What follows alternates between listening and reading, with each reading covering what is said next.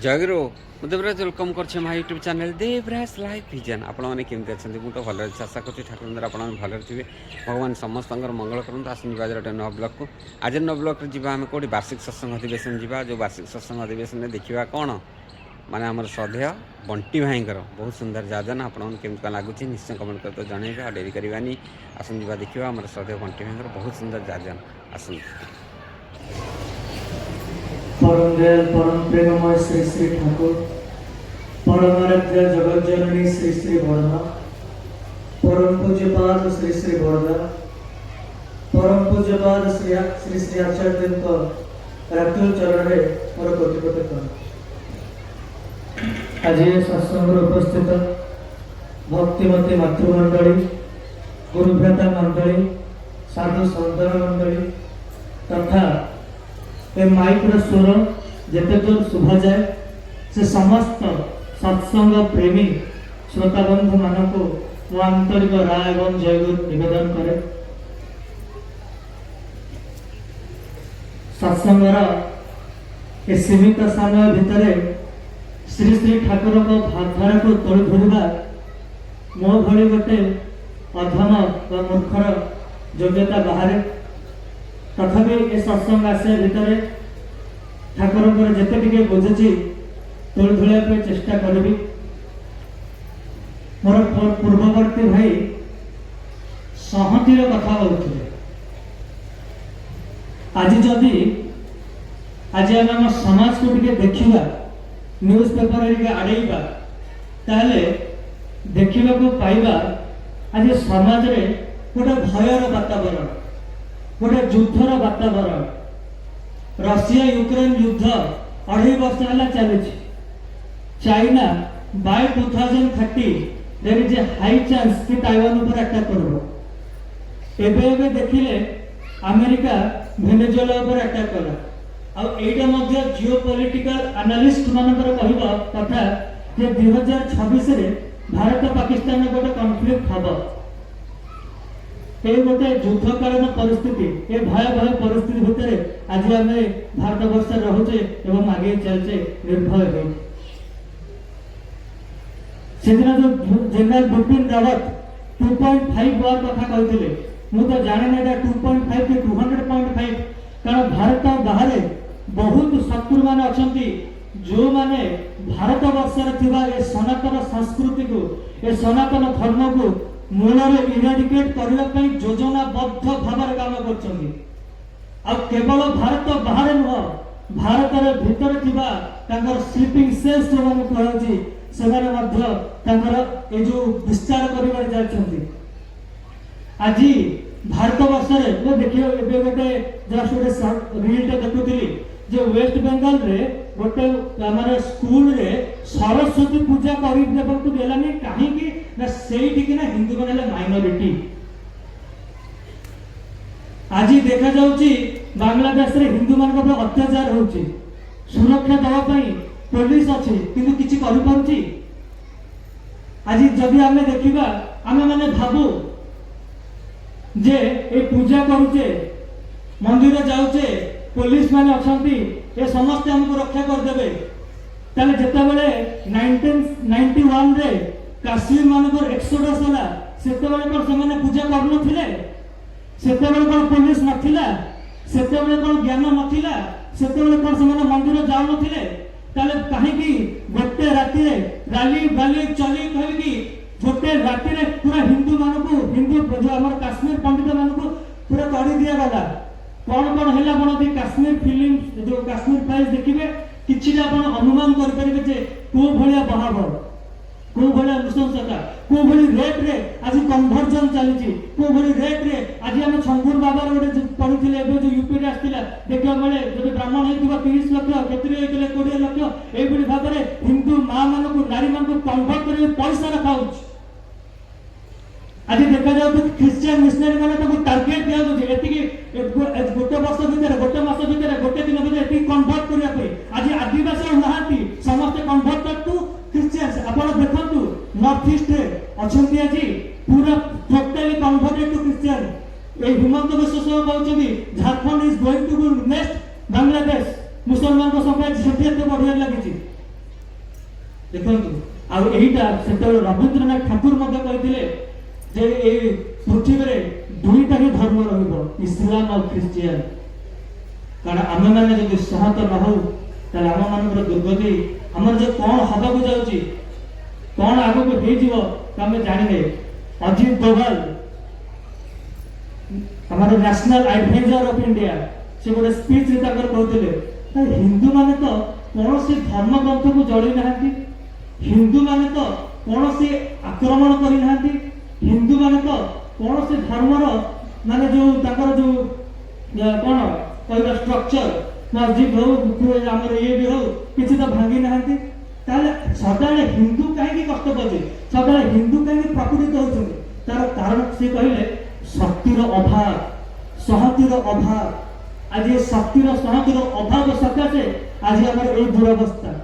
ଆପଣ ନିଜେ ହିଁ ଭାବନ୍ତୁ, ଏବେ ଗୋଟେ ସୋସିଆଲ ମିଡିଆରେ ଦେଖୁଥିଲି ଗୋଟେ ପୁଅଟେ ଆସିକି ଗୋଟେ ଝିଅଟା ସହିତ ବହୁତ ଦୁର୍ବ୍ୟବହାର କରୁଛି, ବହୁତ ଅସଚେତନ କରୁଛନ୍ତି, ଆଉ ସେ ପାଖରେ କିନା ଶହେ ଶହ ଲୋକ ଯାଉଛନ୍ତି, କିନ୍ତୁ କାହାର ଗୋଟିଏ ସାହସ ନାହିଁ କାହାକୁ ଆରେ ଭାଇ କଣ ଫାଲତୁ କାମ ଚାଲିଛି।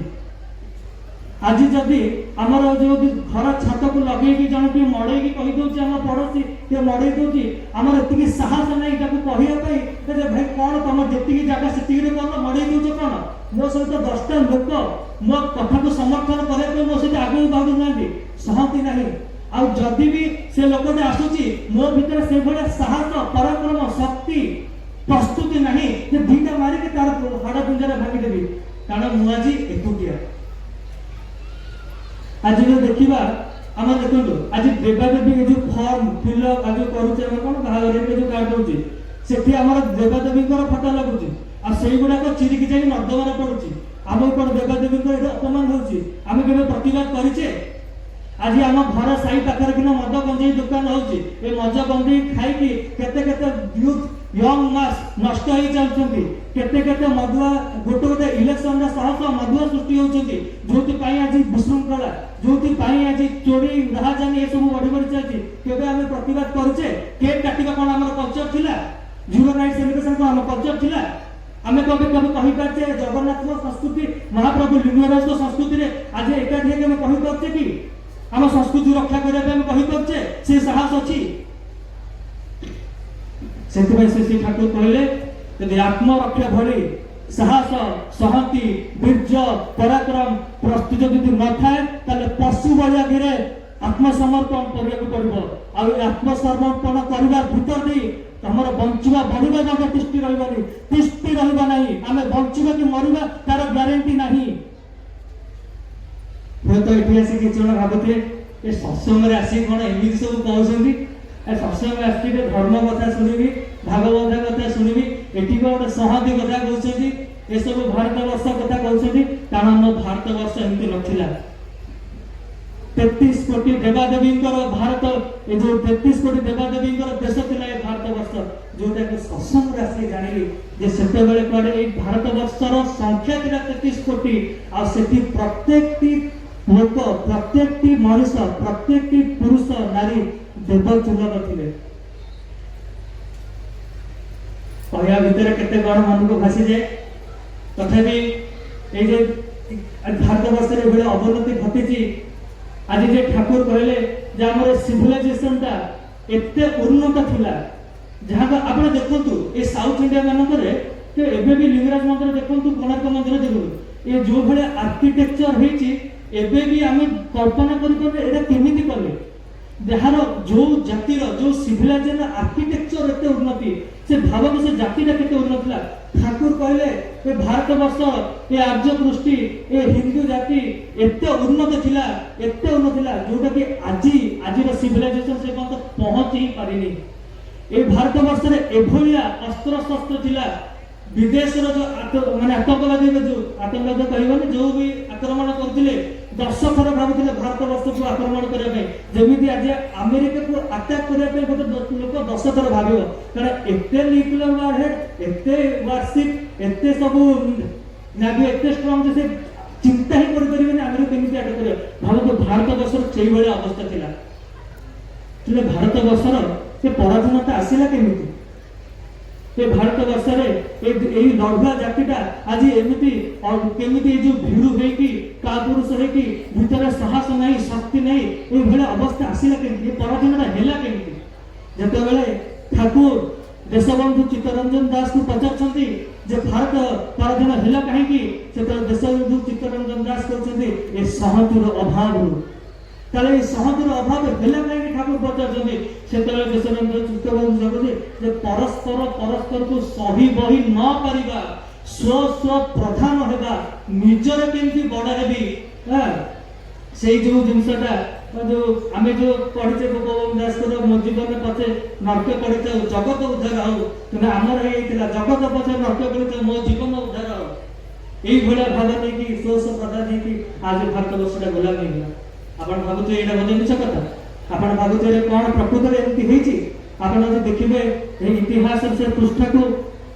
जेते आज गोटिए लोकर गोटिए मनुष्यर ग्रीड गोटिए मनुष्यर लोभ गोटे मनुष्यर दोष गोटे मनुष्यर ये जो सही न परिवा सकाशे आज भारत वर्ष इंग्रजी मान द्वारा 200 वर्ष पराधीन है खाली संक्षेप से घटना कहूँ सत्संगर समय सीमित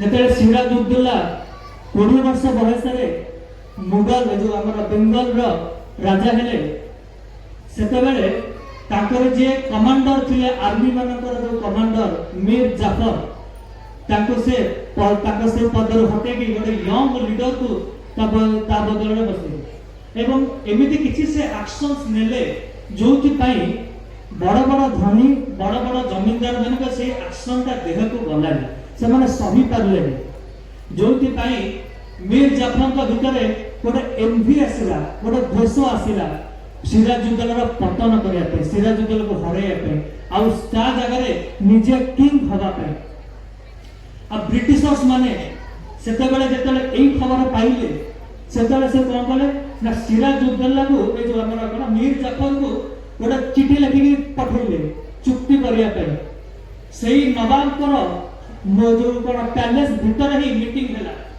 मीटिंग हेगी तापर सेमान गोटे इवेंट फाइनल डिसाइड करले या गोटे हबो सेता बेले बोधवे 1971 टिके भूल लेते पारे बैटल ऑफ पलासी जब हेतिला सेता बेले पुनी सिराजुद्दौला ब्रिटिशर्स मान सहित ताकर युद्ध हुए एमान थिले केते जानती 50,000 कैवेलरी इन्फेंट्री 50,000 आ ब्रिटिशर्स माने थिले ताकर टोटली 2,000 ରୁ 3,000 किंतु एते सब सेतले सिराजुद्दौला मध्ये जानि नाहंती जे ताकर सबठारु विश्वस्त मीर जाफर ताको पछपटे यार चुक्ति करिकि हारिबार कोन इतिहास यार लिखि सालानी से कथा से जानि नाहंती जेतले कि ना फाइट करिया पे जाउछंती फाइट करिया भितर जेतले कहउछन आक्रमण करिया पे सेतले मीर जाफर आ ताकर थिबा ताको अंडर थिबा सैन्य माने गोटे भी आगु बढ़ु नाहंती आ फଳରେ आउ जो माने साहस करके आगु बढ़ी थिले जेतले देखले ताको कमांडर ही आगु बढ़नती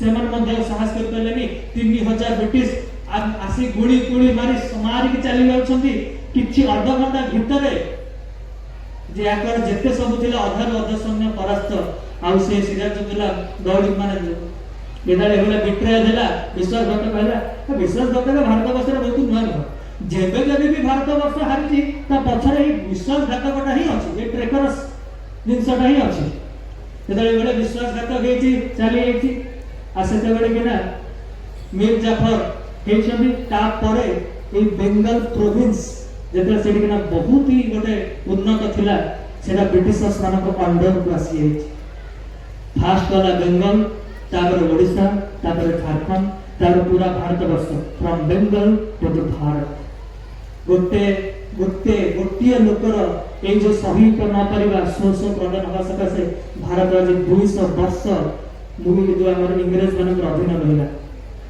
जहा फल रे जो भारत वर्षर जीडीपी थिला to the contribution to the world 1/4 of the GDP 25% जेतले ब्रिटिश माने छाडिले सेतरे हेता 4 to 5%। जो भारत वर्षर एजुकेशन सिस्टम जो भारत वर्षर गुरुकुल सिस्टम जो शिक्षा व्यवस्था थिला भारत वर्षर मेरुदंड से शिक्षा व्यवस्था को भांगी देकी इंग्लिश फ्रीडम आनी देले जेते बेले ହେଲେ ଲେଖା ହେଇଛି ଗୋଟେ ବହିରେ ସେତେ ଥାଉଜେଣ୍ଡସ୍ ଅଫ୍ ଗୁରୁକୁଳ ଥିଲା, ଏଇ ଯୋଉ ଅର୍ଥର ଅଭାବ ସକାଶେ, ସପୋର୍ଟର ଅଭାବ ସକାଶେ ମାତ୍ର 3 ରୁ 4ଟି ରହିଗଲା। ଆରେ ବ୍ରିଟିଶର୍ସ ମାନେ ଆମେ ବିଶ୍ୱ ଦେଖନ୍ତୁ, ଭାବନ୍ତୁ ଯେତେବେଳେ ଜାଲିଆନାୱାଲାବାଗ ହେଲା, ଯୋଉ ବ୍ରିଟିଶର ଥିଲା ତା କଣ ରୋବର୍ଟ ଡାୟର, ଯୋଉ ଆମର ଶୁଣିଥିବେ ସମସ୍ତେ ଯୋଉ ଗୁଳି ମାରିବା କଥା କହିଲେ, ଗୋଟିଏ ବ୍ରିଟିଶର ଦେଲା ମାନେ ଅର୍ଡର ଦେଲା, ତା ପାଖରେ ଯୋଉମାନେ ଥିଲେ ସେମାନେ ବ୍ରିଟିଶର ନଥିଲେ, ହିନ୍ଦୁ ମାନେ ହିଁ ଥିଲେ, ଆଉ ସେଇମାନେ ହିଁ ଗୁଳି କରିକି ମାରିଲେ। ସେ ଗୋଟିଏ ଯଦି ଏମିତି ବୁଲିକି ମାରିଦେଇଥାନ୍ତା, ସେ ରୋବର୍ଟ ଡାୟର ଗୋଟେ ଥରେ ସେ କହିଥାନ୍ତା। ସେ ଏତିକି ବି ସାହସ ଆମ ଭିତରେ ନଥାଏ। ଭାବନ୍ତୁ ଆମର କେତେ ଭୀରୁତା ଆମ ଭିତରେ ଅଛି, କେତେ ଆମର ବ୍ୟକ୍ତିଗତ ଚରିତ୍ରଟା କୋଉଠି ଆସିକି ପହଞ୍ଚୁଛି, ଆମ ସାହସଟା କୋଉଠି ଚୁଲିକି ଯାଇକି ପହଞ୍ଚୁଛି। ସେଇଥିପାଇଁ ସେ ଠାକୁର ସମସ୍ତେ ଭାବିବା କଲେ ଠିକ ଅଛି, ଏତେ ତ ପ୍ରୋବ୍ଲେମ ଡିସ୍କସ କଲେ, ଏୟା ହେଲା ସେୟା ହେଲା ଏୟା ହେଲା, ସଲ୍ୟୁସନ କଣ, କେମିତି ଆମେ ସହତ ହେବା, କେମିତି ଆମେ ଶକ୍ତିମାନ ହୋଇ ଉଠିବା, କେମିତି ଆମେ ଯାହାଟା ହିଷ୍ଟ୍ରି, ବିକଜ ହିଷ୍ଟ୍ରି ଯଦି ଆମେ ନ ଶିଖିବା, ହିଷ୍ଟ୍ରି ୱିଲ୍ ଡେଫିନେଟଲି ରିପିଟ୍ ଇଟସେଲ୍ଫ। ଅତୀତରୁ ଆମକୁ ଶିଖିବା, ଏତେ ସବୁ ହିଷ୍ଟ୍ରି କଥା ଏଇଥିପାଇଁ କହିଲେ ଯେ ଏଥିରୁ ଆମକୁ ଶିଖିବା ଦରକାର। ସେଥିପାଇଁ ଠାକୁର ନେଇକି ଆସିଲେ ଯଜନ ଯାଜନ ଇଷ୍ଟଭୂତି। କଣ ଏ ଯଜନ? ଯଜନ ଭିତରେ ମଣିଷଟା ଆଗେ ଆତ୍ମ ବିଶ୍ଳେଷଣ କରେ, ତାର କୋଉଠି ଭୁଲ ଅଛି, କୋଉଠି ତ୍ରୁଟି ଅଛି, କୋଉଠି ପାଇଁ ସେ ହାରି ଯାଉଛି, ଲୋଭ ଅଛି କି କାମଭାବ ଅଛି କି ନାରୀ ପ୍ରତି ଦୁର୍ବଳତା ଅଛି କି ମଦ ଅଛି କି ପରସ୍ପରକୁ ସହି ପାରୁନି ଈର୍ଷା ଭାବ ଅଛି, କୋଉ ଦୁର୍ବଳତାଟା ଭିତରେ ଅଛି। ଯୋଉ ବ୍ୟକ୍ତି, ଯୋଉ ଆମେ ଟିକେ ପୂର୍ବରୁ ଡିସ୍କସନ କରିଥିଲେ, ଯେ ବ୍ୟକ୍ତି ଚରିତ୍ର ଯଦି ଠିକ ନ ହୁଏ ତାହେଲେ ଦାମ୍ପତ୍ୟ ଜୀବନ, ସାମାଜିକ ଜୀବନ, ରାଷ୍ଟ୍ର ଜୀବନ ମଧ୍ୟ ଠିକ ହବନି। ସେଥିପାଇଁ ଯେତେବେଳେ ବି ଭାରତ ବର୍ଷକୁ କୋଉଠି ବି ଯେତେ ବି ଅବତାର ପୁରୁଷ ଅଛନ୍ତି, ଯେତେ ବି ମହାପୁରୁଷ ଅଛନ୍ତି, ସମସ୍ତେ ବ୍ୟକ୍ତି ଜୀବନକୁ ନିୟନ୍ତ୍ରିତ କରିବା ଉପରେ ହିଁ ଫୋକସ କରୁଛନ୍ତି। ସେ ଯଜନ ଭିତରେ ମଣିଷଟା ନିଜର ଭୁଲ ତ୍ରୁଟିକୁ ଜାଣେ, ତାକୁ ସୁଧାରେ, ଆଉ ସେ ଯାହା ଥିଲା 10ର ଲୋକ ଥିଲା 11କୁ ବଢେ, ଧାପେ ଧାପେ କରି ତାର ଚରିତ୍ରଟା ନିୟନ୍ତ୍ରଣ ହୁଏ। ଏ ଯଜନ ହିଁ ପ୍ରକୃତ ପୂଜା। କାରଣ ପୂଜାର ମାନେ ହେଲା ଭୀତ ଭାବରେ ଅନୁସରଣ କରିବା। କେବଳ ମନ୍ଦିର ଯାଇକି ଯେ ଧୂପ ଦେବ ଦେଲେ ଯେ ପୂଜା ହୁଏ ତା ନয়। ଚରଣ ହରା ଚରଣ ପୂଜା, ବନ୍ଧ୍ୟା ପୂଜା ତାଇ ଜାନିস। ଚରଣ ପୂଜା କଲେ ହବନି, ଚରଣ ପୂଜା ଦରକାର। ଯେଉଁ ଦେବଦେବୀକୁ ପୂଜା କରୁଛେ ତାଙ୍କର ଚରିତ୍ରଟା ଆମ ଭିତରେ ଫୁଟି ଉଠିବା ଦରକାର। ସେଇଥିପାଇଁ ହେଲା ଏ ଯଜନ, ଯେ ଗୁରୁଙ୍କର ଆଦେଶ, ଗୁରୁ ଯାହା କହିଛନ୍ତି ତାଙ୍କୁ ମୋ ଜୀବନରେ ଚରିତ୍ରିତ କରିବି, ଏଇଟା ହିଁ ଯଜନ। ଠାକୁର ଦେଲେ ଯାଜନ।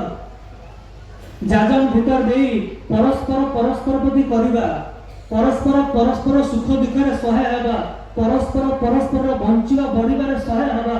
ଆଜି যে আমার যে কথা রয়েছে, আপে বঞ্চিলে বাপার না, ঠাকুর না গেলে নাই রে, অন্য বাঁচায় নিজে থাকে, ধর্ম বলে জানিস তাকে, পড়োশিরা তারা নিপাত যাবে, তুই বেঞ্চে সুখ খাবি বুঝি, যা ছুটি যা তাদের কাছে, তিনি যে তোমার বাঞ্চার পুঞ্জি। পরিবেশ পাই করিয়াকু হব, পরিবেশ উদাসীন হেলে আমার ভিতরে সংহতি আসিবনি। সেতবে ঠাকুর দেলে যাজন। সেতবে দীক্ষা নেলা বেলে আমি কুহাযাଏ যে গুরু ভাই মানଙ୍କର আপদ বিপদরে কায়মান বক্রে তাଙ୍କର সাহায্য করিয়া কথা। আজ যদি গোটে গুরু ভাইর গোটে অসুবিধা হচ্ছে, 10টা গুরু ভাই যাই তা পাখরে ঠিয়ে পড়ছেন, অর্থ হোক বা কেমিতি করে তাকে সাহায্য করছেন। আজ মানুষরা আর একুটিয়া নাই, গোটে গুরু ভাইর সঙ্গ আছে, গোটে ভাবুছি গোটে মাস আছে, তার 50-100 ভাই মানে অଛନ୍ତି, তা ভিতরে আর সে একুটিয়ার ভাবটাকে দিয়েছে এই যাজন ভিতর দিয়ে। আজ যে ভাই মানে যে গুরু মানে বুলি বুলি যাইকি পাম্পলেট বাঁধিকি ডাকুଛନ୍ତି কোଉଥିପାଇଁ? କାରଣ ଜାଣିଛନ୍ତି ଏଇଥିରେ ହିଁ ମଙ୍ଗଳ, ବୁଝୁଛନ୍ତି ଏଇଟା ହିଁ ମଙ୍ଗଳ, ଆମେ ମାନେ ସହତ ଏଇ ଭିତରେ ହିଁ ହବା, ଏଇ କାଗଜକୁ କେନ୍ଦ୍ର କରି ସହତ ହବା। ଠାକୁର ଦେଲେ ଇଷ୍ଟଭୂତି।